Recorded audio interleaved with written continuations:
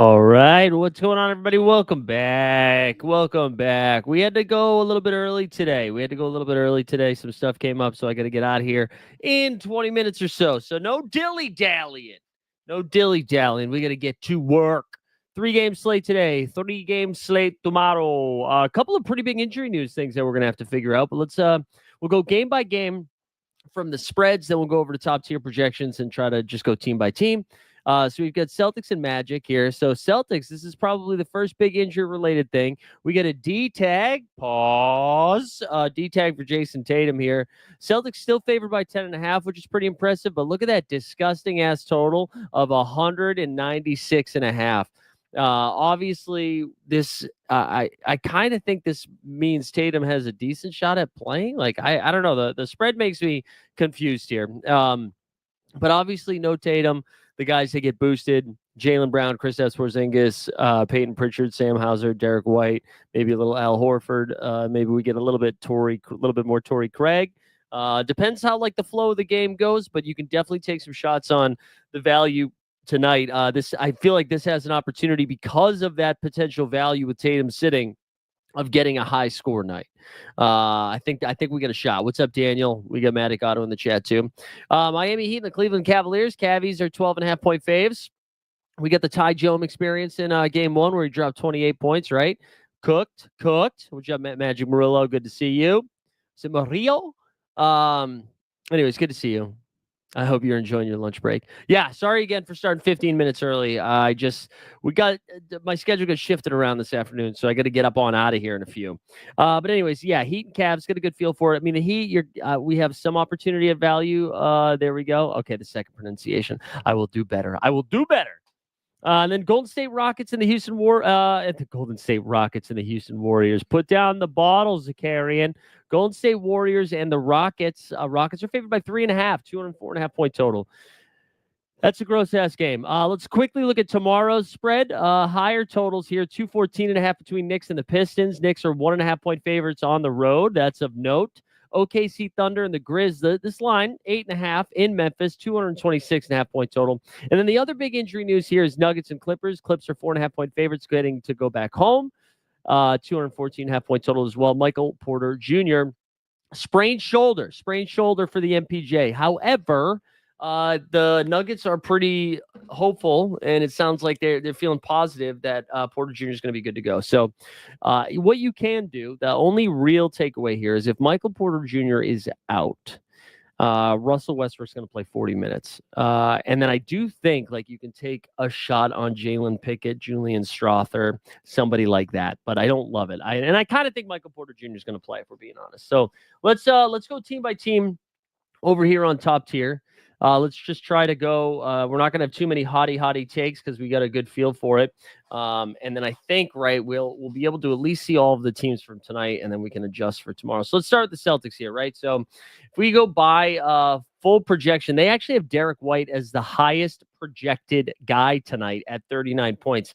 I think that makes sense after we saw his 30-point performance. I don't know if he's going to be able to be as efficient as he was in game one. Game one, he went 7 for 12 from 3. That's pretty nuts, though, right? But next up here, you got Porzingis. His cap is 38. He also projects for essentially the same projection as Derek White with 39. Jaylen Brown, though, I mean, listen, this is the Jaylen Brown smash spot. If we were ever going to get it, right, he's going to be the number one option. Cap of 29, projects for 34. One thing I will say, I don't know if people are going to be dismayed by Porzingis' game one approach and performance and think like maybe we don't play Porzingis tonight because of his cap and because there's some guys around that range projecting a little bit better. If that is the case, if you think that's the case, I like Porzingis a lot if it's a unique piece. So I think I would go there. How do you think Tatum out impacts Banchero? I mean, I think if you have Paolo, like I don't know who you'd be playing over Paolo tonight from an MVP perspective. I think Paolo's going to get his regardless. That's the entirety of the offense. But I don't think he's going to have a better game. Like, what did he have? Like 30 and 10, right? I don't know how much better that can be. Like, I would expect something along that line again. I think maybe it gives Franz a little bit of a boost, honestly. I would expect to see more of Drew Holiday on Paolo. But speaking of Drew Holiday, he's going to cap at 27, projects for 27. Peyton Pritchard's caps up to 29. I think you can still get there. Al Horford. Let's look at some of the cheapos, though. Sam Hauser, cap at 21, projection of 19. Maybe you can get there. And then they got Tatum is doubtful. Again, I would pay attention to the Tatum news, though. I still think there's a chance that we see Tatum go, even though he's doubtful. The one thing that I've been holding my hat on with this is that they haven't ruled him out yet. He's never missed a playoff game. I don't know. I'm like a little hesitant that they would just, I don't know. I mean, doubtful's obviously they're leaning towards him being out, but hey, listen, if it's close to lock and we get word that he's in, you might get a low-owned Tatum. Again, this game's gross, though, right? This game is absolutely gross. So I don't think I want too much in there anyways. You don't think old man Horford does a better job with Paolo as the primary assignment? No. I think, listen, I would be more interested in this if Orlando had other options, right? But Paolo's going to be forcing it. So, like, I don't think it. I'm not saying Al's going to do a better or a worse job. I just mean Paolo is going to be taking all of the shots. Like they don't have any other options. It's not Kentavious Caldwell-Pope isn't doing it. It's Paolo and Franz. That's all they have. You could make a case that all of the guard defenders are going to have to stretch themselves out a little bit more to play against these wings of Orlando, and then maybe Cole Anthony gets freed up a little bit, but I'm not playing Cole Anthony. I wouldn't be playing him. Let's do Orlando now. Let's do Orlando. All right. You're gonna see like it's Matt. All right, so you get Paolo cap of 42, projection of 42. I actually will take the over on Franz today. Franz projects for 38. Give me the over. I actually kind of like Franzia. Wendell Carter Jr. there, cap of 25, projects for 23. Jonathan Isaac, I think, is probably a key value piece tonight. We saw him be the second or third highest Orlando Magic score in game one with 7 points. But he's got a cap of 16, projection of 19. I think all of these guys are fine. KCP. Anthony Black's cap is too high. I actually do think we see Anthony Black play a little bit more in this game. But cap of 26, you can't do it. Corey Joseph, good luck. I'd play Isaac over Corey Joseph. I don't think you can play Cole Anthony either. Gary Harris did get a little bit of run, but it's gross, man. This is like some really gross stuff. It's not fun. These are not fun matchups, and that's why the total is what it is. So I think you're playing Paolo, Franz. You can play Wendell Carter Jr. and Jonathan Isaac. After that, I think it's a pretty big drop-off. For the Celtics, I think you have a little bit more flexibility, and I think you can play multiple Celtics tonight if you have to. But yeah, there we go. All right, so let's do, what did we say the second game was? Miami and Cleveland. So Miami, Bam had a pretty good first game, right? What did he have, like 21-9 or something like that? He's got a cap of 46, projects for 40. Tyler Hero there, cap of 43, projection of 38. Wiggins, cap of 35, projection of 33. Davion Mitchell's cap has come up to 30. I think he's fine. I think Haywood Highsmith's fine. I don't think you can play too much Khalil Ware. I think Khalil Ware's rookie vibe was showing this last game. I don't know if you can get there. I don't think you can play any of these other guys.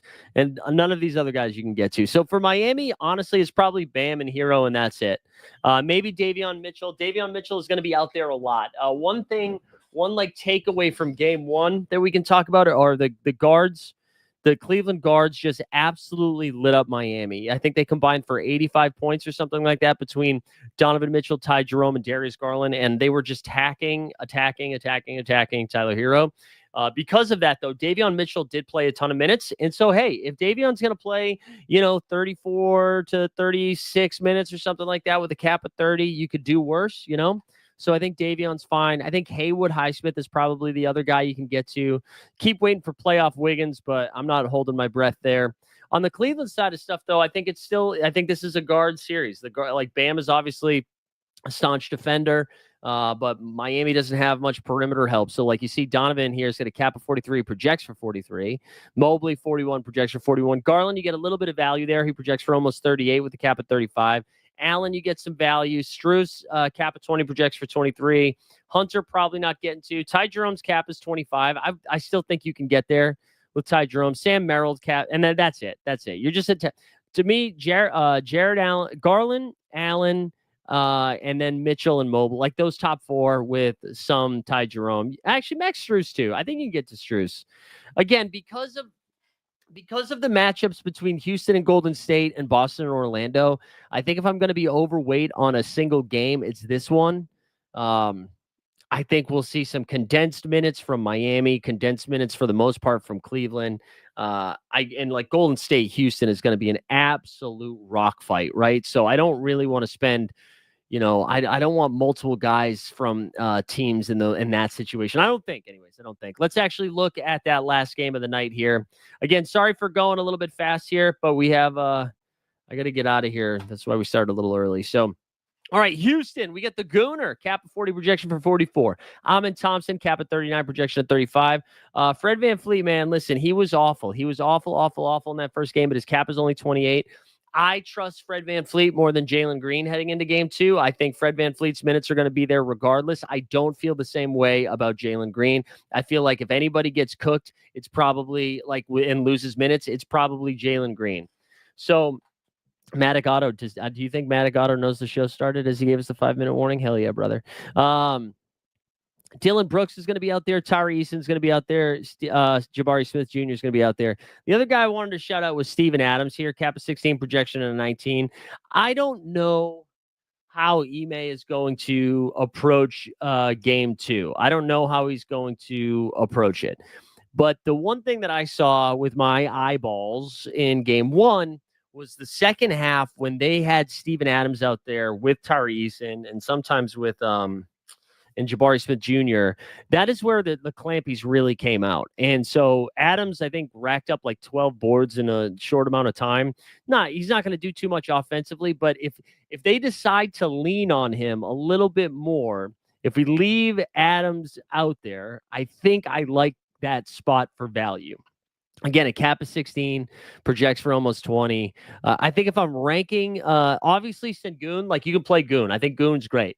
Amin Thompson, I think, is going to be out there for a lot, and he looked very uncomfortable offensively, but his main task is to slow down Steph, right? So if you have Amin, you can play him, but his cap of 39 is pretty high.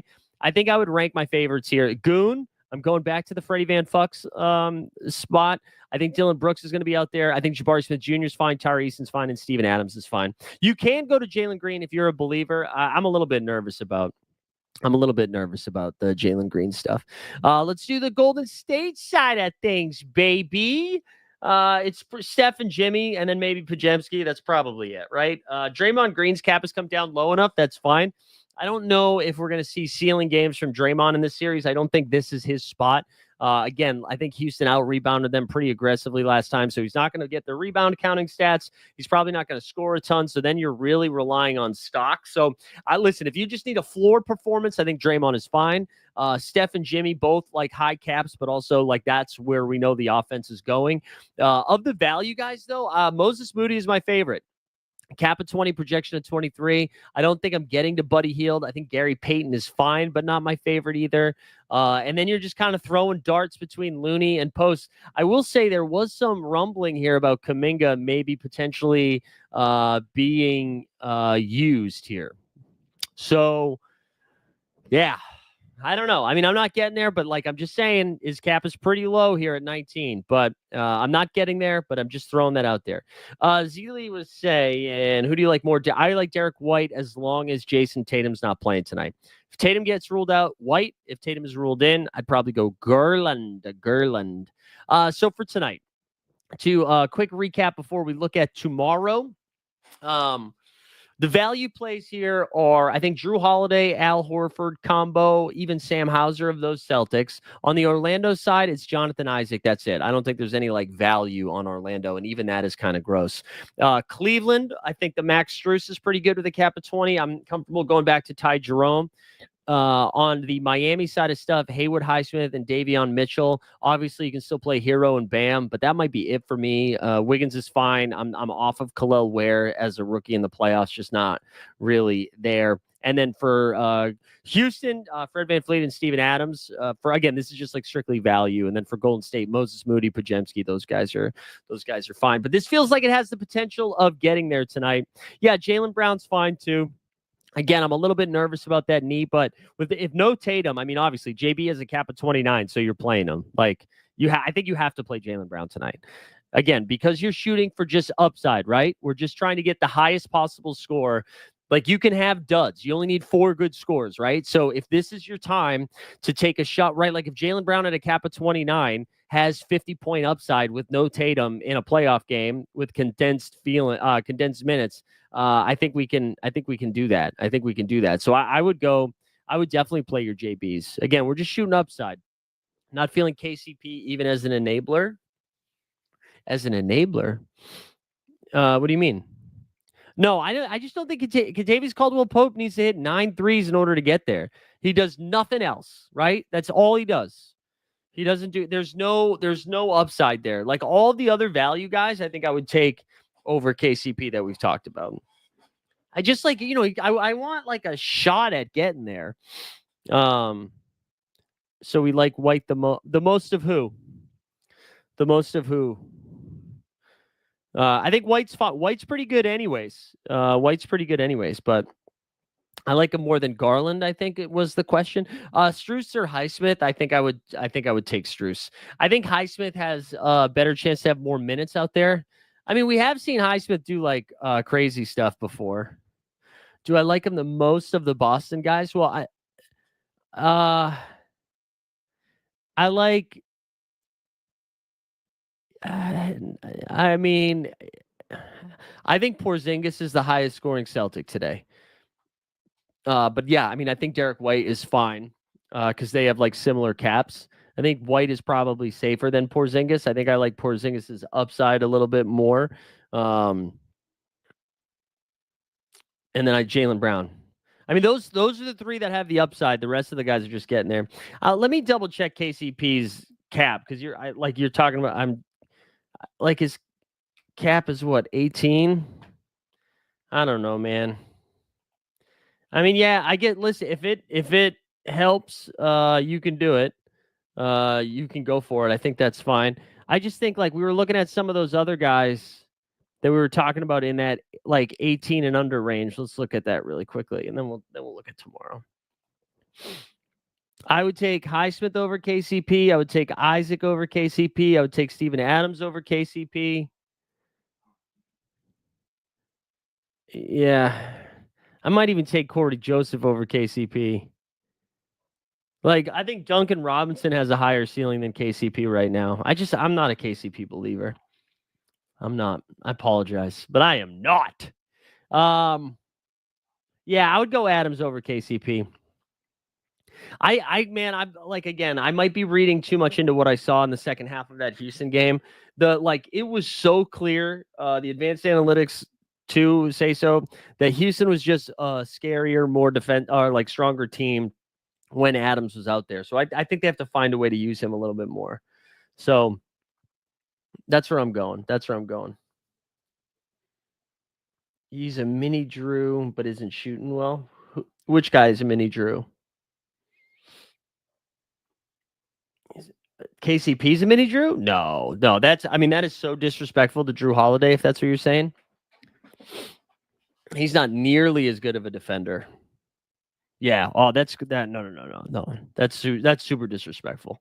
Let's do this quickly here as just like straight up MVP. So KCB projects the. I mean, I'm sorry, KCP. Jesus, Steph projects the highest at 51, and then it's Goon, Mitchell, Paolo, Jimmy, Mobley, Bam. I think I would take Paolo's second out of all of those guys. I know. I know that the numbers say Shingun. And I know the total is gross in that Orlando Boston game, but I think Paolo has to be the second guy. I still would put Steph up there. I mean, no joke, Houston though. They made Steph work in that game yesterday. So I don't know. Yeah, I think I'd still take Steph over Paolo though. There is a chance Boston just like lays the wood down tonight too and gets up big early, and then Paolo only plays like 20 minutes. So I think I would take Steph. I would take Steph. Let's take a look at tomorrow quickly. Let's start with Detroit, New York. New York. Detroit, Cade, awesome. Beef stew is day to day, and I wanted to point that out because if beef stew is not good to go, we saw Jalen Duren's minutes get stretched out quite a bit. I'm still a fan of Asar Thompson ceiling, but good Lord, man, he is fouling the F out of them out. And I know that's his job. His job is just to defend the shit out of them. And he's fouling a lot. The other thing I wanted to and then Paul Reed got a little bit of run, but his cap is just high enough that it's not as fun. The one thing I wanted to point out about this game is Malik Beasley and Tim Hardaway Jr. shot the ball very poorly, very poorly. And I kind of like taking shots on getting back to Beasley and Tim Hardaway Jr. as they get home. It's a great point by Al Hoare. This is good game theory here. I think it's a struggle to get to a top 4 chase score without Jokic, Giannis, SGA playing, so might as well try a high-risk upside team. Yeah, I mean, listen, if you already have some pretty good scores and you think this is going to be a low-scoring night anyways, absolutely be taking some moonshots. That's how you have to approach this. Yeah, Schroeder, I think, is fine, too. You actually get decent value on these, like Beasley, Tobias, Dennis Schroeder, even Asar Thompson at 30. Tim Hardaway Jr. I don't like as much at 24, but you can get to all of those guys. The Knicks side of things, I think we're going to see this is a pretty big game for the Knicks. They have to bounce back. They are favored. Cat only projecting for 43. Brunson is my favorite play of the Knicks from just straight upside. We know that the ball is going to be in his hands. I think they're going to try to force feed Cat a little bit so you can get back to Cat. Mikal Bridges just isn't very good, but a cap of 28, you can play him. Mitchell Robinson's not out there enough right now. Campaign, we saw get into foul trouble. So for me, the way that I would rank these, obviously Cat and Brunson, if you have them, you're playing them. OG Anunoby's cap is too high. I think he's unplayable right now at a 42. Josh Hart is fine if you have to, and then Bridges. But I would rank them Cat, Brunson, Bridges, Hart, OG is how I would rank those Knicks there. I don't know. Let me check the chat if you guys have any questions. Yeah, it's true. Do you think it's worth playing Steph and Jimmy or splitting the lineup out? No, I think you can play both of them, especially because that offense is so condensed, man. That offense is so condensed. I don't think anybody else can score on that team. So I think, especially on a short slate like this, and maybe you get lucky. Maybe you get that's another thing that we have to kind of take into consideration here. If we get one overtime game, all of a sudden that can break the slate, right? You get 5 extra minutes of Steph and Jimmy compared to everybody else. All of a sudden, your lineups have a shot at actually counting. So, and then if you did build your team like that, where you're Steph and Jimmy are on the same team, now all of a sudden you're really cooking. And I don't even hate, I think there is value in intentionally doing that, right? So if you're I'm going to play Steph and Jimmy in the same lineup, and then maybe I'll throw Steven Adams in here or Fred VanVleet to, a lower value guy, and then just hope it's a close game. And even though those games are low scoring, the minutes are going to matter quite a bit there at the end. Anyways, all right, let's do that second game. We have Clippers in Denver, I think, that night, right? Yeah. Clippers in Denver tomorrow. Denver, I mentioned. So the Michael Porter Jr. thing is the most important. MPJ's cap is 33. Here's how I'd be playing this. If MPJ is in, I'm probably not playing him. I'm nervous. He's one of the things that made him effective in the most recent game was his rebounding ability, right? He pulled down 15 boards. Denver really out-rebounded the Clippers. And I think that can continue, but I'm just trying to think if he is playing with a sprained left shoulder, I'm nervous that that physicality gets dinged down just enough that it limits some of his upside. But that also hurts Russell Westbrook. If MPJ is back, Russ's cap is at 27. He projects for 25. You can still do it. You can still do it. It just limits some of his upside. However, if MPJ is out, Russ is probably the best value play tomorrow night.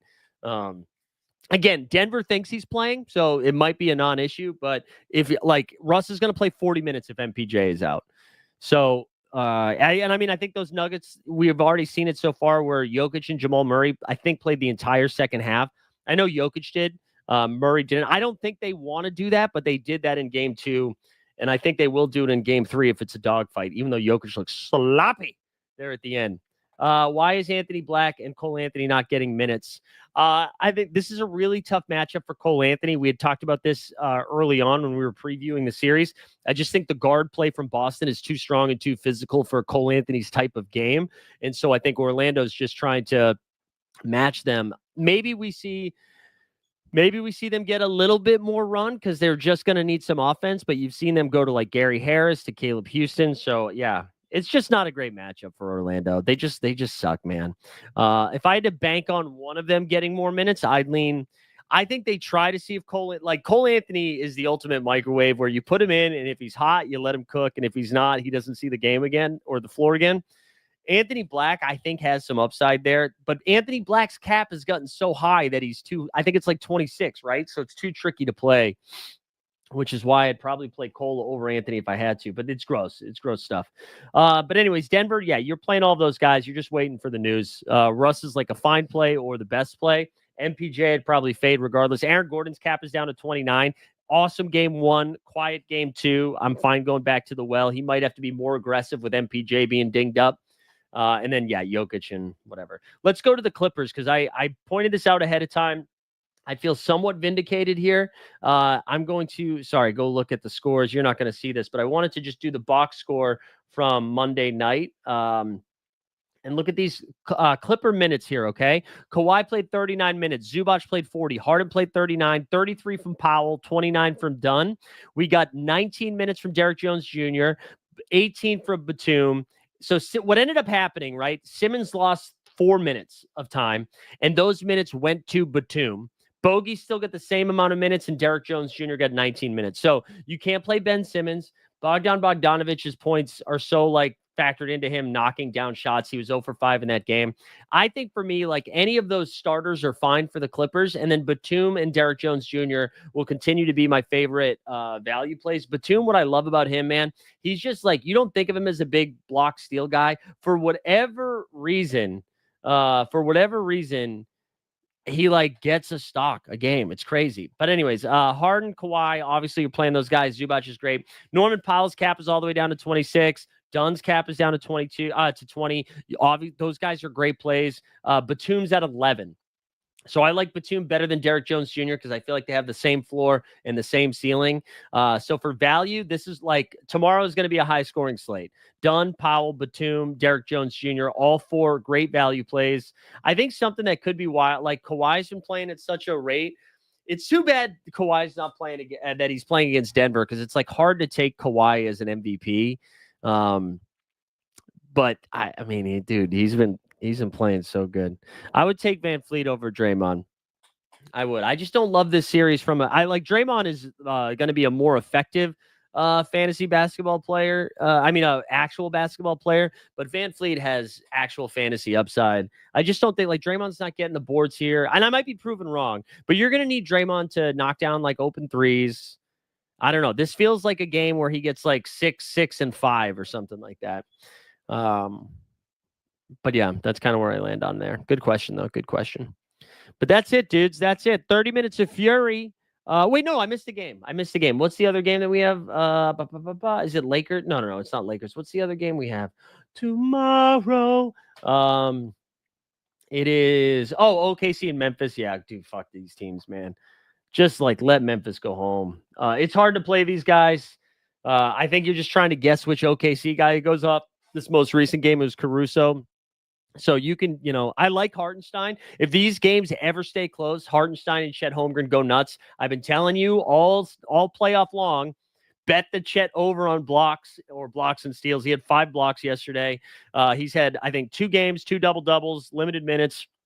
Chet and Hartenstein, both great plays. And then you're just guessing. Is it Caruso? Is it Wiggins? Is it Wallace? Is it Isaiah Joe? Is it Lou Dort? Like, that's tough. It's tough to figure that out. On the Memphis side of things, I don't think I want to play any of them. Jaren Jackson Jr. is a little bit more aggressive. His cap is the lowest, so I'd play him.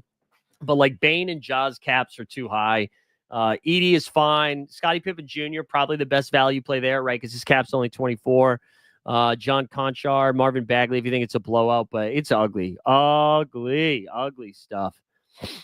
Someone tell Edie he's 7 something. Yeah, I know, right? Fred VanVleet went 4 for 19. Yeah, seriously. And the reason I kind of like Fred, I mean, I guess I like Fred a little bit more than who is it?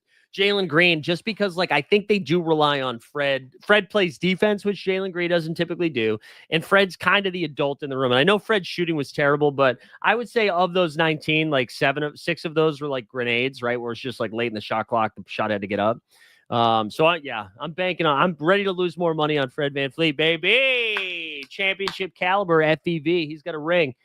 That's going to do it, though. Friday, we'll have a little bit more of a chill show because I won't have to run out the door. But I got to get out of here. Friday, we'll do this again, probably closer to normal lock time. Like, although I think my in-laws are in town this weekend, so I'm not really sure what the schedule is, but probably around 3 or 4, we'll do it again. And then that will be for Friday slate, Saturday slate, and Sunday slate. Did I get the ticket that day? No. We got it out in time. Actually staring at the car. Car's right over there. We parked it, baby. Have them on the show. I'm telling you right now, my brother-in-law would absolutely love to be on the show. My guy, Ryan. Yeah, we'll get a Karen Reed take on Friday. I got to listen to a podcast or something. I got to get caught up. All right, dudes. Also, hey, everybody stay safe with the allergies. All right. It's allergy season out there. I feel like a balloon. What are we driving? No, it's just, we have just like a little RAV4. What was Pritchard's projection? It was like let me look. 20 something. Wait, hold on. Peyton Pritchard, kid. I projects for 28. I'll take the over on that, though. I'll take the over on that projection. All right, dudes. Best of luck. I know our guy Super Carl's in 4th place right now. Let's go get some, Carl. If you guys have a good sweat going on, let us know in the Discord. Let us know. We're rooting for you. I don't have a good sweat going on, but I'm rooting for you. Good luck tonight. We out.